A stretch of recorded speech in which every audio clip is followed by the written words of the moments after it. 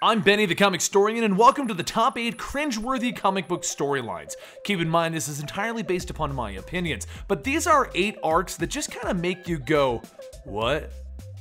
Number 8 is Batman the Widening Gyre. Now this story arc was written by Kevin Smith, and he brought his unique brand of humor to it, one that really doesn't fit in a Batman comic. There's a bunch of sexual innuendo along with Batman being dosed by an herb from poison ivy and getting high. The line that really makes you go, what? Is the moment that he explains one of his first crime-fighting mistakes by being close to the heat from an explosion causing a bladder spasm. This is immediately referred to as Batman wetting his pants to the individual that he's explaining this story to. Number 7 is the Ultimate Universe story of the twins Quicksilver and Scarlet Witch.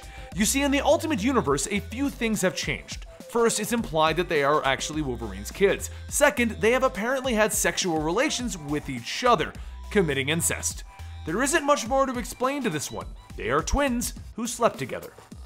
Number 6 is Avengers 213. Now this is the infamous issue in which Hank Pym actually hit his wife Janet.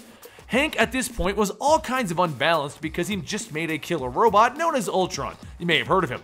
So he locks himself in a lab for days until Janet shrinks down and gets herself inside there, where she finds Hank building another robot to attack the Avengers. This time, it'll have a failsafe that only he can turn off so he can save the team and get back in their good graces. She obviously confronts him about it and he hits her, as everyone knows, and history is made. Number 5 is the time that Mark Millar retconned Spider-Man's birth. Now, Mark Millar wrote an interesting twist to the Spider-Man mythos. It's basically a story of 2 couples in the 70s. The Richard and Mary Parker couple and the May and Ben Parker couple. The series goes on to imply that Aunt May and Richard Parker actually slept together, and that May got pregnant but didn't want anyone to know. So she convinced her friend Mary to say that the child was hers and to name the child Peter. So basically this story implies that Aunt May was cheating on Uncle Ben, sleeping with Peter Parker's father, and is secretly Peter's mother. What? Number 4 is the time that Spider-Man's sperm killed Mary Jane. In Spider-Man Reign, we get to see a depressed Spider-Man in the future. The reason he decided to stop being Spider-Man is just kinda weird. He killed Mary Jane by having sex with her, because his sperm is radioactive. Everything on him's radioactive. Blood, spit, pretty much all of his fluids, and he killed her. She got cancer from radioactivity and died. Yep. Number 3 is from the League of Extraordinary Gentlemen. So the Invisible Man had a crazy plot against the League, and they obviously stopped him.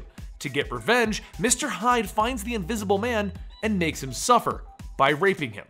We basically have a comic panel of Mr. Hyde humping air because the Invisible Man is invisible, but he's yelling so you know what's actually going on. It was a bit weird. Number 2 is the time that the Punisher became black.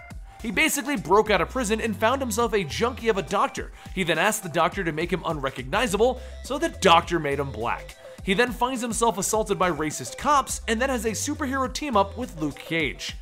I guess if you turned black, that's where you go, to Luke Cage? Either way, the writer who wrote this then got to write follow-on Luke Cage storylines, so I guess it worked out. Number 1 is the time that Lois Lane wanted to be black.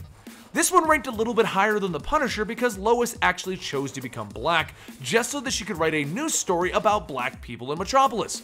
So it starts off with her being told that she needs to write a piece about the black community in Metropolis, the ones that apparently live in a town called Little Africa.